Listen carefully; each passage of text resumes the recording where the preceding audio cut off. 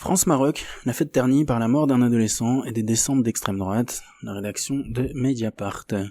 Au soir du 14 décembre, des milliers de personnes ont célébré la qualification de l'équipe de France pour la finale de la Coupe du Monde dans l'espace public, sous l'œil de 10 000 policiers et gendarmes déployés sur le territoire. Rien qu'à Paris, environ 25 000 personnes ont investi les Champs-Élysées. Ces festivités ont cependant été émaillées d'incidents, dont le plus grave s'est produit à Montpellier. Un adolescent de 14 ans est mort, percuté par une voiture. Des images très crues de la scène qui s'est déroulée dans le quartier populaire de La Paillade ont très vite été diffusées sur les réseaux sociaux. Elles montrent une voiture blanche, à l'arrêt dans une file de véhicules. Un groupe de jeunes s'en approche, retire le drapeau français accroché à la vitre. L'automobiliste redémarre alors brusquement, s'extrait de la file en braquant vers la gauche et fauche 2 personnes, dont l'adolescent qui reste au sol. Dans la nuit, le préfet de Hérault a annoncé son décès, malgré l'intervention des secours. Jeudi matin, le parquet de Montpellier précise à Mediapart avoir ouvert une enquête pour coup mortel aggravé avec arme, c'est-à-dire la voiture, enquête confiée à la sûreté départementale et rechercher l'auteur des faits qui a pris la fuite en abandonnant son véhicule. Plusieurs élus locaux ont exprimé leur émotion après ce drame. Dans plusieurs villes, l'extrême droite a profité du prétexte sportif pour descendre en groupe dans la rue et provoquer des troubles. À Lyon, peu après la fin du match, un groupe de jeunes d'extrême droite s'est rapproché des supporters rassemblés sur la place Bellecour. Il y a une rixe et la police est rapidement intervenue pour repousser le groupe et le suivre. Selon une source préfectorale citée par Le Progrès. Sollicité par Mediapart, le parquet de Lyon a confirmé que 8 personnes ont été interpellées au cours de la nuit pour participation à des attroupements armés, violences aggravées ou dégradation. Plusieurs enquêtes confiées à la sûreté départementale du Rhône visent à déterminer leur exacte implication, à établir leur motivation, ajoute le parquet, sans s'avancer sur une éventuelle appartenance à des mouvements d'extrême droite. Une enquête de Médiacité pointait le sentiment d'impunité dont bénéficient les militants radicaux lyonnais depuis plusieurs mois, multipliant les violences et les provocations malgré la dissolution du Bastion social en 2019 et de Génération Identitaire en 2021. Processions au flambeau, agressions, intimidations, l'ouverture de plusieurs enquêtes pénales, l'interdiction de certaines manifestations n'ont pas suffi à enrayer le phénomène. Lors du conseil municipal du 15 décembre, le maire de Lyon, Grégory Doucet, ELV, a tenu à dénoncer une nouvelle fois une idéologie à laquelle la ville, Lyon, capitale de la résistance, creuset de l'humanisme, ne peut rester indifférente. Il a demandé la fermeture de l'Atraboule et de l'Agogé, où se réunissent les militants d'extrême droite locaux.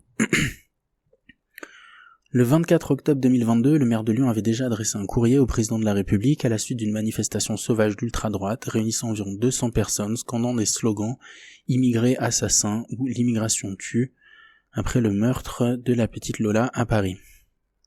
Emmanuel Macron a renvoyé le maire de Lyon vers le ministre de l'Intérieur, Gérald Darmanin, qui ne lui a pas répondu à ce jour. D'après un premier bilan national dressé par le ministère de l'Intérieur, 266 personnes ont été interpellées mercredi soir dans toute la France, dont 167 en région parisienne. Une partie de ces arrestations sont liées à des phénomènes de délinquance classiques un soir de match, feux de poubelle, jets de projectiles, bagarres entre supporters. Selon le parquet de Paris, 110 gardes à vue étaient en cours jeudi matin dans la capitale, essentiellement pour des violences sur personnes dépositaires de l'autorité publique, pour des groupements en vue de commettre des dégradations ou des violences, des détentions d'engins explosifs, des ports d'armes de catégorie D et des embuscades. La catégorie D...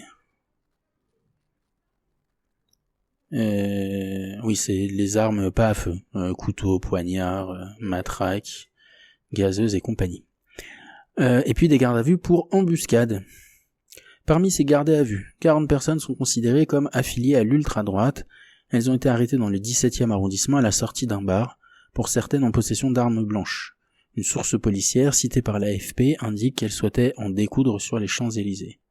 Selon le Parisien, 15 de ces militants radicaux seraient fichés S pour leur appartenance au GUD ou à Génération Identitaire, dont Marc de Caqueret-Valmenier, leader du groupuscule Les Zouaves Paris, dissous en janvier 2022. Outre le décès de l'adolescent évoqué plus haut, Montpellier a aussi été le théâtre d'incidents impliquant l'extrême droite.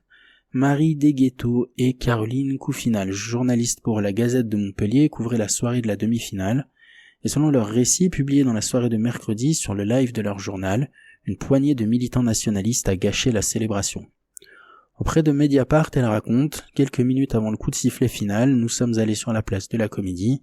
Il y avait énormément de supporters du Maroc, c'était très tranquille. Puis nous avons vu des gens monter sur la statue des Trois Grâces, drapeau occitan à la main, et ils ont commencé à crier « On est chez nous ». Quelques instants plus tard, poursuivent les journalistes, des supporters du Maroc ont voulu les rejoindre sur la statue, mais c'était pour faire la fête avec eux. Ils ne savaient visiblement pas qu'il s'agissait de militants nationalistes. Un supporter marocain s'est fait gazer à bout portant par l'un des hommes qui avait une bombe lacrymogène, et à partir de là, ça a commencé à chauffer. Des personnes, dont certaines étaient cagoulées, envoyaient des feux d'artifice en direction des nationalistes, c'est devenu chaud. En 5 minutes, des chaises ont volé sur la place, il y a eu pas mal de bagarres. Il a fallu attendre une bonne dizaine de minutes avant l'intervention des CRS qui ont envoyé des lacrymos. Jeudi midi, le fil Telegram West Casual, émanation de l'ultra-droite, relayait plusieurs vidéos des incidents place de la Comédie. À Nice enfin, selon le Figaro, des hommes cagoulés ont couru à la poursuite de supporters marocains, en criant « Dehors les Arabes, on est chez nous ». Depuis mercredi soir, plusieurs responsables politiques de la NUPES ont dénoncé des ratonnades et pointé la responsabilité des pouvoirs publics insuffisamment conscients du danger ou actifs contre la menace que représentent ces groupes. La chef de file des députés LFI, Mathilde Panot, s'est ainsi dit très inquiète de voir agir en toute impunité des groupuscules d'extrême droite. Sur Twitter, la secrétaire nationale d'Europe Écologie Les Verts, Marine Tondelier, a également interpellé Éric Zemmour et Jordan Bardella en ces termes.